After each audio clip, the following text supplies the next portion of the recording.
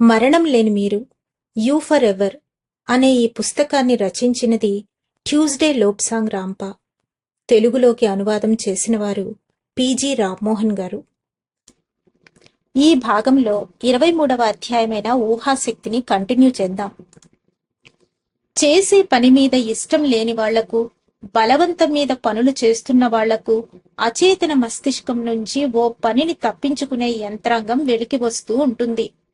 మన ప్రమేయం లేకుండా అచేతనంగా జరిగే ఈ యంత్రాంగ చర్యలు ఒక్కొక్కసారి భయంకరమైన ఫలితాలను సృష్టిస్తూ ఉంటాయి. ఒక విధంగా ఇది కీడులో మేలు అని అనుకోవచ్చు.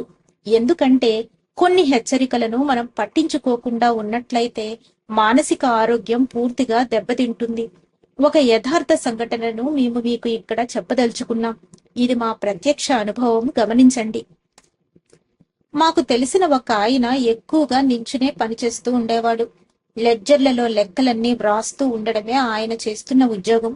ఇలాంటి పనిని కూర్చొని చేసే కంటే నించుని చేస్తేనే సుఖంగా ఉంటుంది. ఈయన పనిని చక్కగా నిర్వర్తించేవాడు. కానీ ఈయనకు ఒక అర్థం లేని భయం ఉండేది.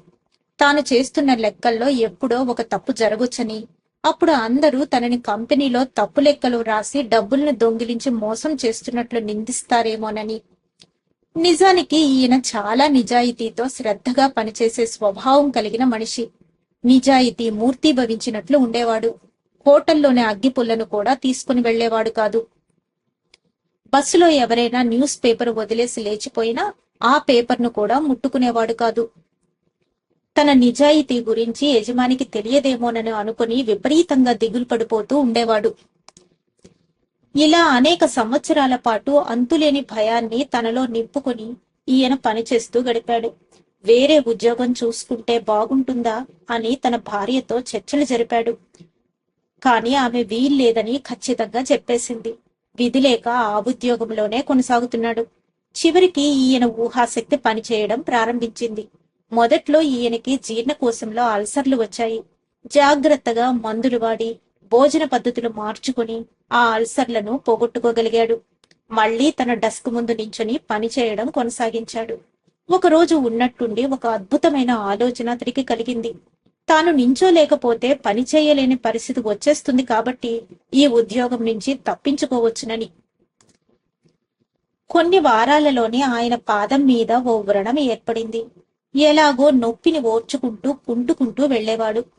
కాని చివరికి ఆ పుండు పెద్దదైపోయి ఈయన్ని పరుపు మీదకి నెట్టి సంపూర్ణ విశ్రాంతి స్థితికి తీసుకుని వెళ్ళింది.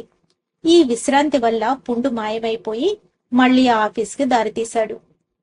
అచేతనంలోని మనస్సు మాత్రం ఈయన్ని తెగ వేధిస్తూ ఉండేది. ఆ అచేతనపు మనస్సులో బహుశా ఈ విధంగా ఆలోచన వచ్చి ఉండవచ్చు.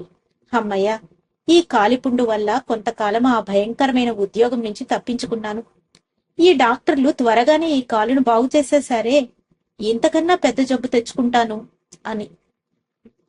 కొన్ని నెలలు మామూలుగా దిగులుతోటే ఆయన పనిచేసిన తరువాత ఇంకొక పుండు అతని కాలి మీద, ఈసారి చీలమండ మీద ఏర్పడింది. పాదాన్ని ఏమాత్రమూ కదిలించలేని పరిస్థితి వచ్చేసింది. మళ్లీ హాస్పిటల్లో చేరాడు. కురుపు పెద్దదై చివరికి ఆయనకి శస్త్రచికిత్స అవసరమైంది. అది జరిగాక మళ్లీ ఉద్యోగంలోనికి వెళ్లాడు. ఉద్యోగం మీద ఆయనకి ద్వేషం ఎక్కువ కాసాగింది. మళ్లీ ఇంకొక అల్సరు. ఈసారి చీలమండకు మోకాలికి మధ్యలో. ఏ మందుకు, ఏ ఆపరేషన్కు ఇది లొంగలేదు. చివరికి సర్జన్లు ఆయన కాలును మోకాలి వరకు ఉంచి మిగతా భాగాన్ని శస్త్రచికిత్స ద్వారా తొలగించేశారు.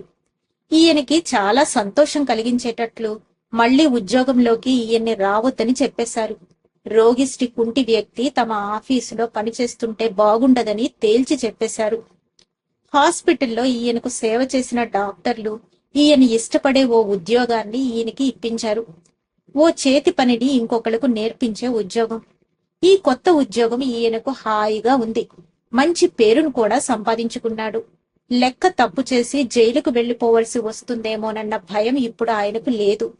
ఇప్పుడు ఆయన ఆరోగ్యం కుదుటపడింది, బాగుపడింది. ప్రస్తుతము మాకు తెలిసినంత వరకు సంతోషంతో ఉద్యోగం చేసుకుంటున్నాడు. ఇదో చివరి దశను చేరుకున్న సంగతి కావచ్చు. కానీ ఒకసారి గమనించండి, రక్తపోటు బాగా ఎక్కువైపోయి అల్సర్లతో బాధపడుతున్నా, ఉద్యోగాలు చేయటానికి భయపడుతున్నా, తమకు అవమానం జరుగుతుందేమోనన్న భయంతో కుంగిపోతున్నా అనేక మందిని మీరు నిత్యం చూస్తూనే ఉంటారు. అన్నట్టు ఈ అల్సర్లు ఎక్కువగా ఎగ్జిక్యూటివ్స్ కే వస్తుంటాయని అందరికీ విదితమే కదా. కొన్ని ఊహలు గొప్ప సామ్రాజ్యాలను కూలదోస్తాయి. అదే విధంగా కొన్ని సామ్రాజ్యాలను సృష్టిస్తాయి కూడా. గుర్తుంచుకోండి, మీ ఊహాశక్తి మీద ఓ పట్టును మీరు సంపాదించుకోగలిగితే మీకేం కావాలన్నా సంపాదించుకోగలుగుతారు. ఈ ఊహాశక్తి మనం శాసిస్తే పనిచేయదు. ఊహాశక్తి పలానా విధంగా పనిచేయాలని మీరు నిర్దేశించాలంటే వీలు పడదు. ఎందుకంటే ఈ ఊహాశక్తి ఒక కంచరగాడిదలాగానే మొండికేస్తుంది. కంచరగాడిదను మీరు నడిపించవచ్చు, కానీ స్వారీ చేసేందుకు మాత్రం కుదరదు. ఈ ఊహాశక్తిని కూడా మనతో స్నేహంగా ఉన్న ఒక కంచరిగాడిదను నడిపించినట్లే నడిపించవచ్చు, కానీ ఊహలతో స్వారీ చేయడం మాత్రం కుదిరే పని కాదు. ఎంతో సాధనతో ఊహల మీద కొంత అదుపును సాధించవచ్చు. ఊహల మీద అదుపును సాధించటానికి మీరేం చెయ్యాలి? ఇదంతా మీ విశ్వాసం మీద, అభ్యాసం మీద ఆధారపడి ఉంటుంది. మీకు ఏ భయాన్నో అయిష్టతను రేకెత్తించే ఒక పరిస్థితిని ఊహించండి. తరువాత నుంచి విశ్వాసంతోనో ఎవరేం చేసినా చెయ్యకపోయినా ఆ పనిని చేయగలరని నమ్మే ఊహ మీకు కలిగేటట్లు చేయమని ఊహాశక్తిని బతిమాలో బయటపడండి. మీరు అందరిలాంటి వాళ్ళు కారని, ఓ ప్రత్యేకమైన వ్యక్తిత్వం ఉన్న వ్యక్తిగా మిమ్మల్ని గుర్తించమని మీ ఊహాశక్తిని బతిమాలుకోండి. మీకు తగిన ఏ పద్ధతిని ఆలోచించినా పర్వాలేదు. మీకోసమే, మీ వైపే మీ ఊహాశక్తి పనిచేస్తూ ఉంటే చాలు. ఇప్పుడు మన మొదటి రోడ్డు దాటే ఉదాహరణలోకి వద్దాం. వీధికి అడ్డంగా నేల మీద పరిచి ఉన్న 2 అడుగుల చెక్క పలక మీద మనం చాలా సులభంగా నడిచిపోగలమని మనం నిర్ధారణ చేసుకున్నాం.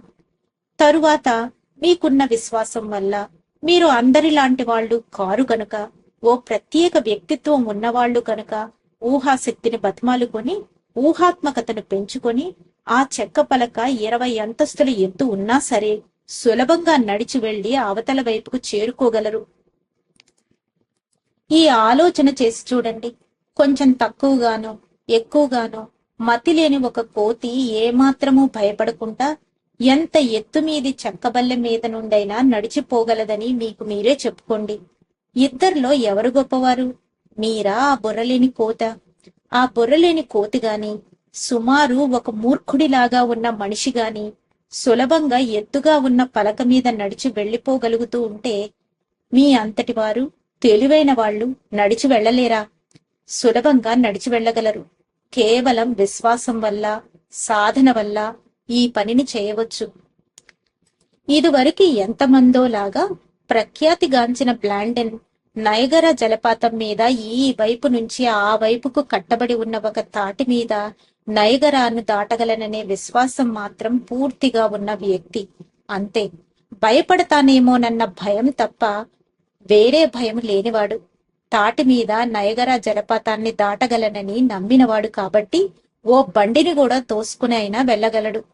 కళ్ళు కట్టేసుకుని అయినా ఆ తాటి మీద నడవగలడు.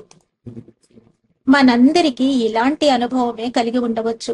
ఒక పెద్ద నిచ్చెన మీదకు మనము ఎక్కుతూ ఉన్నప్పుడు మనం పైకి చూస్తున్నంత వరకు మనకు భయం తెలియదు. ఒకసారి కిందకు చూశామనుకోండి, వెంటనే ఒక భయంకరమైన ఆలోచన ఒకటి వస్తుంది.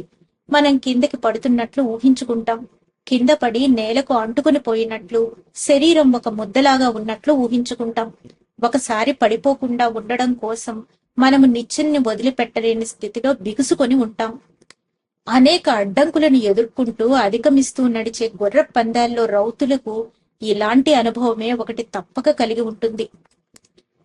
మీ ఊహలను మీ సామర్థ్యం మీద విశ్వాసంతో అదుపులోనికి తెచ్చుకోగలిగితే మీరు ఏ పనైనా చేయగలుగుతారు. బలవంతంగా మీరు మీ ఊహలను అదుపులోనికి తెచ్చుకోలేరు. విల్ పవర్ అంటే ఇచ్ఛాశక్తిని ఉపయోగించి మీ ఊహలను మీరు నియంత్రించలేరు.